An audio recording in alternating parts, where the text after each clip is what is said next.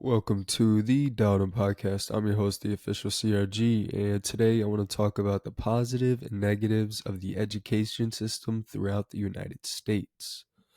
But before we get started, make sure to leave a like and subscribe down below. That way you don't miss any weekly episodes and posts. You can find video of this episode strictly on YouTube, but the audio everywhere else. Now, before we go and talk about our topic, I do want to apologize. I am pretty sick. As you can probably hear, I'm pretty congested. So I'm going to try my best to pull through, but if you hear the loud breathing or the coughs, I apologize in advance. But the education system has been a topic a lot of people have tried to shine light on and help, but it's never really been seen or heard. So the majority of people have stopped making things even worse than they were. For example, when I first started school around 2008, 2009, my classes only had about 10 to 15 kids in them, giving the teachers the ability to help all of us individually where we absolutely needed it. If I had a problem with math or I didn't understand how to write something, she or he could come over individually and help me out. But now it doesn't matter if it's elementary, middle, or high school. There's going to be at least 25 to 30 kids, which stops that individual connection, which most kids need to properly learn. Also, the things you learn just aren't the same anymore. For example, when it comes to simple math, the school system has found a way to make it so complicated and advanced that the child's parents can't even help because they don't understand it themselves, leaving the kid lost, not knowing what to do.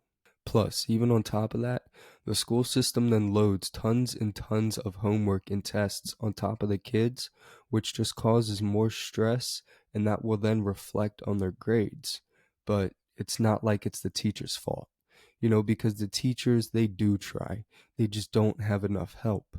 And this episode isn't to bash the teachers because, like I said, they do try. And I can only imagine how hard it is to control 30 18-year-olds in one room, not only trying to get them to learn. So it's not their fault because they try to make it fun.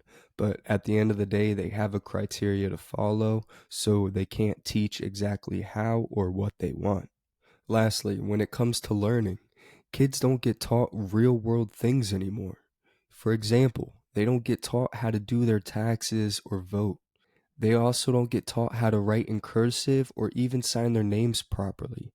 And that is going to put a huge curve between generations because past generations know how to do things future generations won't. And that's what's going to change the learning system overall.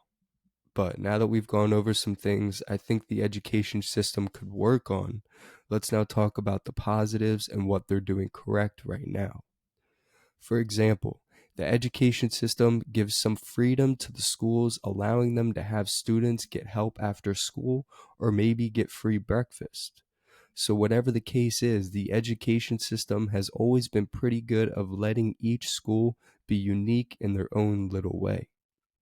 Also, most schools now have art and STEM programs, which allow kids to come from different cities all around with the ability to take college level classes and even earn scholarships along the way. And that's major for kids because it now allows them to get involved and find their careers at a young age.